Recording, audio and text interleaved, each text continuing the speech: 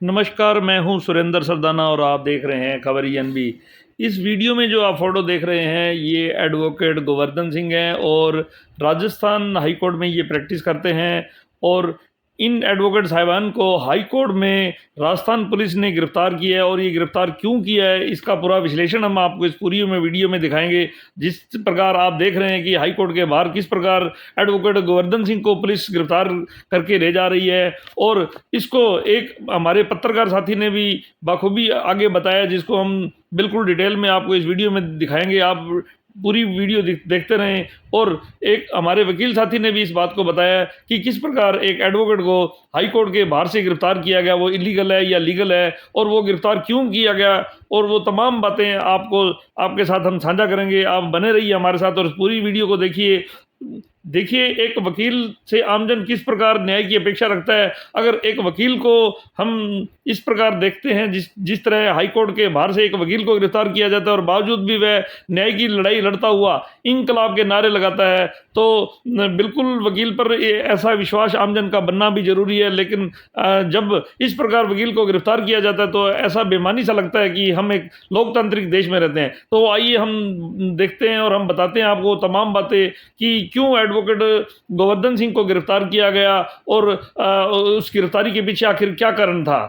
अशोक गहलोत साहब जितनी एफआईआर करना जानते हैं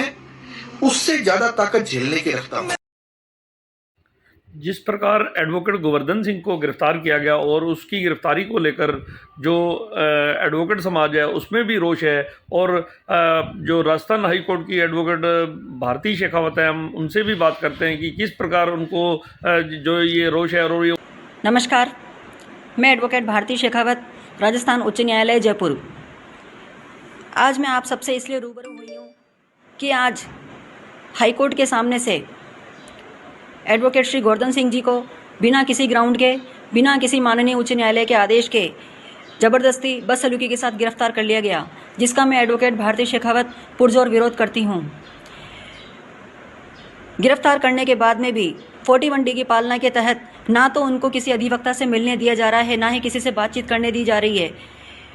तो मैं ये कहती हूँ कि सबसे पहले तो ये गिरफ्तारी ही गलत है। गिरफ्तारी करने का तरीका गलत है कि आपके पास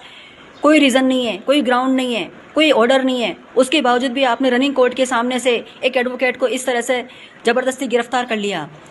साथ ही मैं ये कहना चाहती हूँ कि जब हाई कोर्ट ने स्टे को वैकेट कर दिया है तो कम से कम ये सरकार उसके ऑर्डर का तो इंतज़ार करती। ऐसी क्या इमरजेंसी आ गई कि इस हाई कोर्ट के सामने से आपने एक एडवोकेट को इस तरह से बदसलूकी के साथ गिरफ्तार किया।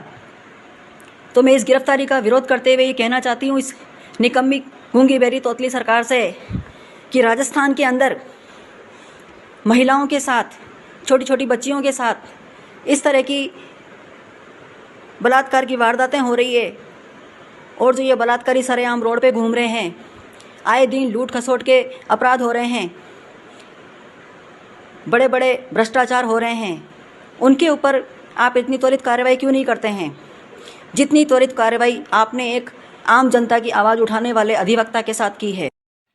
तो ये हैं हमारे पत्रकार साथी जो राजस्थान से हैं, और उन्होंने मौके पर जाकर जो वकील साहब के ऑफिस में जो जाकर देखा और वो हमें जो वहाँ की तस्वीरें हमें दिखा रहे हैं। तो आइए सुनते हैं उनकी ज़ुबानी और उनके जो उन्होंने कैमरे में जो कैद किया उसकी ज़ुबानी कि आखिर पूरा मामला क्या था। सुबह सुबह यहाँ पर पुलिस आती है और आने के बाद में बहुत ज्यादा जब्ती करती है, और जब्ती का आलम यह है और क्यों करती है उसके बारे में पुलिस ने कुछ खास बताया नहीं। मगर हो सकता है कि आईटी एक्ट के अंदर जिस प्रकार से मुकदमे दर्ज किए गए हैं उस प्रकार से। और एक और बात आप ये देखिए कि इतना भारी जाब्ता पुलिस का यहाँ पर आया था। मैं आपको दिखाता हूँ कि किस तरीके से, मतलब कोई जो आईटी एक्ट है उसको लगाने के बाद के अंदर जो पुलिस की जो कार्य प्रणाली है वो आप देख पाएंगे कि किस प्रकार से पुलिस करती है। ये जो गोवर्धन जी का ऑफिस है, यहां पर मैं आपको दिखाता हूं कि ये देखिए, यहां पर कंप्यूटर रखा हुआ था, उसके अंदर बहुत सारा सामान था, एक वकील का जो सामान होता है वो सारा का सारा इसके अंदर था, और उसको पुलिस उठा के ले गई है, जब्त करके ले गई है। और पीछे की तरफ से कई सारे मतलब बात कर रहे थे, और ये एसोसिएट्स ये बता रहे हैं कि मतलब जो उनके जो बाकी जो साथी हैं वो ये बता रहे हैं कि पीछे से खुसर फुसर करके उनको ये बता दिया गया किसी और के द्वारा कि सरकार ये चाहती है कि इसका सारा का सारा काम हम बंद करा दें। मतलब मामला यहां तक पहुंच गया है कि सरकार एक सिंगल आदमी को दबाने के लिए क्या कुछ कर सकती है, इस प्रकार के ये आरोप हैं। और देखा भी जा सकता है कि जिस प्रकार से इतना भारी पुलिस जाब्ता यहां पर आया था और जो काम करने की वो कोशिश कर रहे थे, उससे ऐसा ही लगता है कि ये मामला केवल और केवल वो नहीं है जो कि दिखाई दे रहा है। और अक्सर हमने ये देखा है कि पुलिस और सरकार प्रशासन इस प्रकार के काम करती है। कल एक वीडियो कॉन्फ्रेंसिंग भी यहां पर की गई थी पुलिस के द्वारा, जिसके अंदर जो बातें कही गई थी उनका कुछ समझ में नहीं आया, और जिस मजाकिया मोड के अंदर बात की गई थी और जिस प्रकार से प्रेस नोट जारी किया गया था, उससे साफ जाहिर है कि मामला बहुत ज्यादा संगीन है, बहुत ज्यादा गड़बड़ है। और इस समय क्योंकि ये देखिए आप कि ये सामान यहां से जब्त करके ले गए हैं, और जो मामला है वो आपको पता है कि क्या मामला है, किस हिसाब से उनकी गिरफ्तारी की गई है, और क्या इस तरीके के आईटी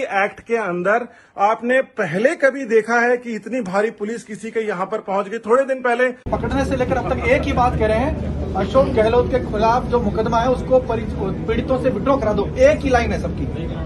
गिरफ्तार हुआ तब से लेकर अब तक में एक ही बात है, वकील से नहीं मिलने दे रहे मेरे को। ये काम तो परफेक्शन से कर रहे हैं ये एसएचओ, यही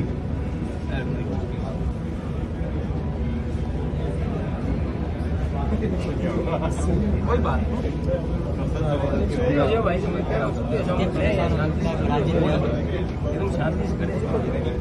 तो आप मुकदमा वापस ले लो ना, तो क्या दिक्कत वाली बात है, हमें भी परेशानी हो रही है। भाई मुझे पकड़ लिया कोई बात नहीं, लेकिन मेरा कहना यह है कि जिस गैंगरेप जिन्होंने किया, जो डकैत थे, जिन्होंने जिनका डकैती सामान बरामद हो गया, उनको भी तो पकड़ना चाहिए। चलो मुझे पकड़ लो, आप मुझे जेल में डाल दो, मुझे कोई फर्क नहीं पड़ता, मैं तो छोटा आदमी, सामान्य आदमी हूँ। सरकार कह रही है कि आप हट जाओ, तो हट जाओ, क्यों आप इस जिद पे अड़े हो?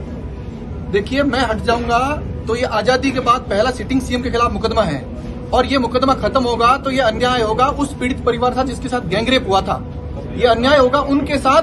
जिनको न्याय नहीं मिला, जिन्होंने गैंगरेप डकैती की, उनको जो छूट दी गई है, उनको निकाला गया 29 लोगों को,